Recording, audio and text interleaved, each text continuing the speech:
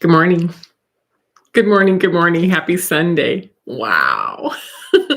So many changes. So many changes. And I was reading a blog this morning, and the first line she said is that nothing is the same as it was 2 weeks ago. And I remember last Sunday talking about how much had transpired over last week, and then now I bring more information for you to you as what's transpired over this week. So, wow, how are you doing? I'm a little slow. I started a bit late this morning, and that's okay. It's like that seems to be the time. What do I want to call it?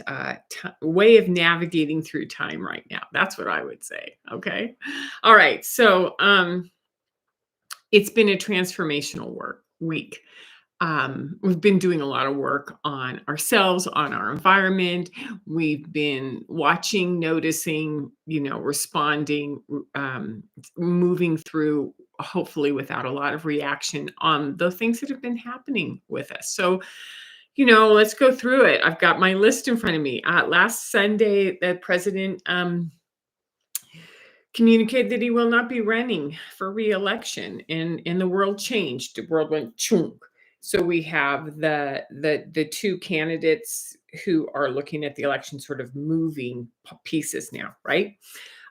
We have we had an X14 solar flare that was on the opposite side of the sun, but the magnitude of the impact that it had on Earth, even though it wasn't directly pointing at Earth, was intense.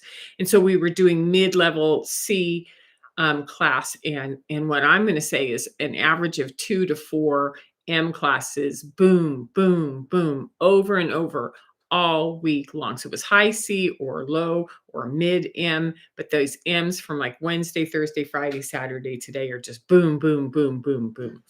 And we've talked about M classes, that these are those tower moments, right? Those are when things start to shake. So in addition to that, we have the geomagnetic storm from the X class flare that was on the other side of the sun that is continually impacting us. Yellowstone had a geyser explosion, right? So there's a lot of pressure within the earth that had to release. Can you relate? um, we've talked about the consistent flares, and then yesterday at 7:51 p.m., so Saturday the 27th at 7:51, we had an M7.8, which is all, it's getting up there close to an X. And then right on the heels of it at 7:57, so 6 minutes later, it went up to another one came in, which went up to an M 9.92. And then I don't know if anyone slept really well last night, but I remember sort of waking up about 4:30, about 4:45, 5 o'clock. Like, what time is it and what's going on? Something's happening, because I could feel it in my ears, in my body.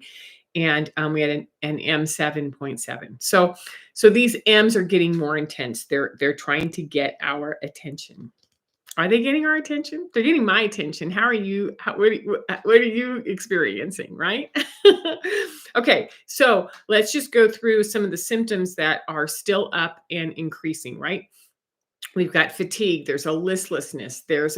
I'm constantly tired and I don't have the energy to do much, even though it's Leo season, and we've got bright colors on, and it's the sunshine, and it's the end of July, and there's this heaviness, this fatigue, right? There's this wobbly, shaky, not standing on firm ground feeling. Stomach issues, digestion, bowels. It's as if food isn't settling the way that it used to settle. There's bloating. There's techniques we can use to release the pressure in our guts. We're processing a lot of energy through our bodies. There's nervousness and anxiety. There's intense menstrual cycle cramps. If that's, I've heard it 4 times this week from random women that, like, oh, it's just been a really, really challenging cycle. It isn't usually like this, right? What else? Concentration issues. I'm experiencing concentration issues, can you tell? And, skin ailments. Little bubbling, things coming up, discoloration where there wasn't any. It's odd. That's all I'm gonna say, right? It's odd. So, things are not the same as they have been.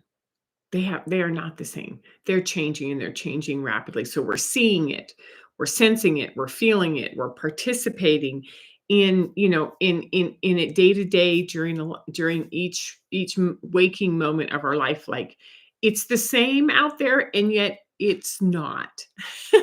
That's what I would say. It feels off, it feels different, it feels new. And so one of the things that I would say is that my observer, I go out and I water the lawn, not necessarily the lawn, the flowers, and all of the hedges and all of the things that bring me color in the backyard, and I love them. I water them every night, and I can't tell you how often in the last 2 or 3 days I've actually watched movement and then turned and come back and looked, and there's no movement over there. And it's almost like the peripheral observer is picking up on a lot more activity than my eyes are. And whether it's sounds at night, whether it's smells, whether it's visuals, I'm noticing that I'm on the edge of picking up more, but I don't quite know what that is. Does that make sense? It feels like the physical world is becoming really multifaceted, and it's readjusting and it's changing and it's energetically shifting, and it's so subtle, and yet when we're paying attention it's so big. That's what I would say, right? Because we're dismantling the institutions that have held us. So I'm going to go back and review something I've talked about several times, and bring it up and put it in perspective, which is I wrote a book called The Indigo Assignment. And the indigos were a seeded human. So when we talk about star seeds, when we talk about being here with a purpose, in the late 1970s, we seeded humans in mass onto this planet who hold the frequency of truth and justice. And that frequency of truth and justice doesn't have a lot of tolerance for things that are out of integrity, out of order, service to self, not for the community good, right? So I looked up again just because it's always important to define dismantle, which is to take apart or tear down, to put an end to in a gradual, systematic way. Gradual, over 50 years, day after day, systematic way of stripping something, removing the covers, taking apart something. So when we're talking about dismantling, the indigo frequency that's been here since late 1970s has been dismantling the institutions. Now, when I think of an institution, I'm a Pisces, and Pisces rules institutions. I think that's kind of interesting that Pisces rules institutions, and I'm a double Pisces, and I've been fascinated with how institutions came into place, how they're held, and what's happening now that they're falling apart. So, I want to look at how it was defined, right? It's a custom, practice, a relationship, and then this is the definition that jumps out. It's behavioral patterns of importance to the community or the society. So it's when behavioral patterns are set into a community or society. And so these institutions are familial. How we marry, how we have children, how we set up nuclear and extended families where we live, how we support ourselves with homes, religion, how we access our faith, how we access God, what faiths we believe in and what faiths other people believe in, right? Education. How do we learn how to read and write and have trades and skill sets and follow tracks of education? Financial. How we make our income, how we are taxed, how we run a country, how our currency works, right? Um, put into that, like our income, how we work for our income is also part of finances and those expectations. You work until you're 65 and you get the gold watch, etc. It's very interesting. And then the political, which is how we're governed. And so these institutions are dismantling. They're falling apart. They have been systematically, year after year, over 50 years, starting to fall apart. We're seeing cracks. We're seeing wobbles. We're seeing rapid changes. We're seeing cover-ups. We're seeing, pretend that everything's okay on the outside, and inside it's chaos. And we're dealing with that in our workplaces. We're dealing with that within our family systems. We're dealing within that with our political systems. Let's put medical on there also. How we approach health and our bodies, our treatments. These are all institutions as well, right? So these designed behavioral patterns have been embedded into our culture for thousands of years. And when we understand that these institutions, we start with the expansion of the Roman Empire or the expansion of each culture as it goes, what religion it brings in, what form of education, what way of rulership, what way of taxation it comes in. These are thousands of years old, right? So when we access them, when we look at, like, well, this is why I put my kids in school, this is why I go to church, this is why I vote, this is how I take care of my body, this is how I make my income. These are the things that are beginning to show up visually as wobbling after 50 years, over the last 50 years, not from 50 years. I want to be really clear that it's been an ongoing, amazing process. Okay. Now, we all have different roles in this. Not everyone's an indigo, and not everybody has that fierce warrior energy, which is here to bring phenomenal changes to a culture that has long needed it. So, if you identify with that, the link to my book is down below. It'd be really interesting to talk about that again. But let's take a look around. What is it that we're seeing? What is it that we're noticing that's rocking right now? What used to be, it isn't anymore. What constructs are starting to wobble? And what can we do about that, right? Because what we're looking at is the solar flares are coming in, and they're kind of power washing us, shaking us, vacuuming us, doing whatever needs to be done to get us out of those stuck institutions as well. So solar flares have always come. They are energetic in nature. These ones, since I'm going to say they started really ramping up in 2022, are intense. They're big. They're different. This year's solar flares are very different than the ones that were 20 years ago, 30 years ago, 40 years ago. Okay. Now, I have this deck. It's an oracle deck. It's called the Sacred Wealth Code. And one would think it's about money and wealth, but it's actually about what's your role on the earth and what are you here to do? And how do you establish your abundance in the world with that? And so I thought I would share with you that you could be the administrator, the director. You could be the leader. You could be the visionary. I like how she's looking at all the grids on the earth and seeing what's being held in them. The connector, connecting all the energies, all of the people. Or the collaborator, which is, what's your role in holding all of this into our world? So I love these cards, and there's probably another 20 more, but these are the ones that jumped out because I think we're really talking about collaboration, leadership, stepping in as administrators, being the visionary, and those who are weaving these changes into our bodies, into our systems, and holding our world together. I mean, I think it's magnificent. So I have 6 tips for you, and I'll go through them rapidly because I want to try to keep this shorter. It seems like I can get a little long-winded. Sorry about that. All right. So number 1, you're not crazy. Things are moving much more rapidly now than they have before, and you're not crazy, right? You're transforming, you're shifting, you're changing, and what you're feeling and what you're experiencing is what happens when we go through change. So number the first thing is that you're not crazy. You didn't just like, stop making sense. You're in a position of rapid change, right? Okay. Number 2, our bodies are adapting. Our bodies are adapting. They're letting us know what it needs, what works, what doesn't work, right?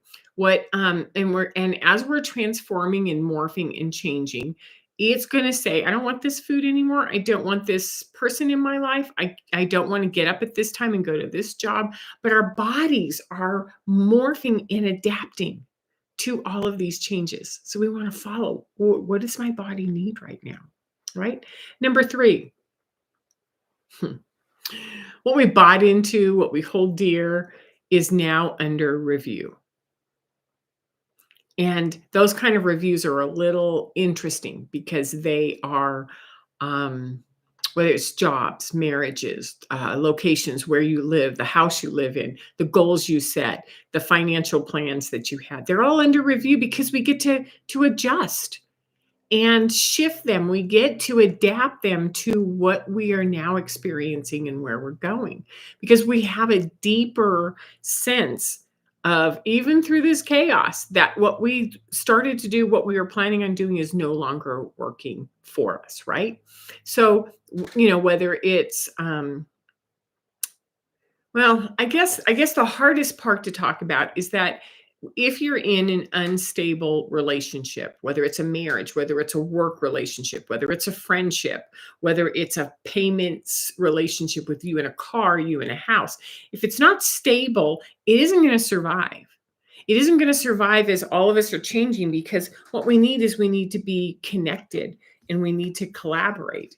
And that if that person or place or thing can't do that with you and change and adapt with you, then it looks like that is going to be part of the things that are dismantled and removed, right? So what we held dear is under review. Number 4, it's time to take your foot off the pedal. When I was writing about this, I kept thinking of these natural disaster movies, when Mount St. Helens blew and this and that, and all these movies where, you have to get in the car and you have to drive really fast to beat it, to survive, to get out. And I don't think that's what this is about. I think that what we're talking about is taking your foot off the pedal. There isn't anything that you could do fast. It's about easing down, expanding your observer, paying attention, allowing yourself to adapt when you're tired, sleeping, when you have digestion issues, resting, and changing your diet. Like, this is not something you're going to be able to speed your way through. This is something that you have to bring in and hold and adapt. So I brought in the Light Seers Wheel of Fortune. This is where you just slow it all down and you adapt, right? So take your foot off the pedal. Now, there's some words that I want to give you for number 5, okay? Find out how these words, and maybe write them down. Stop this, write them down, play with them all week, which is resonant. What's in resonance with you? What's resonant within you? What's congruent? Is it congruent or is it incongruent? Is it aligned? Look at the word alignment and look at harmony. So take those 4 words and play with them throughout the week and find out, where am I in resonance? Where am I congruent with my environment? Where am I feeling those edges? Okay. And number 6 is to have compassion, because some of us are in panic and fear. I'm seeing it again. We've talked about this in the driving, in the people who are walking through the grocery store, the people who are on the sidewalk who aren't even in their bodies, right? Some are in fear and some are in trust. Which one are you, right? And have compassion for the fact that all of us are approaching this differently. So it ended up being longer than I thought. It always is. I'm so glad that you stuck through this, and that if you have any questions, if you have anything that you'd like to say and comment on, please put it in the chat, and I will see you next week. Take care.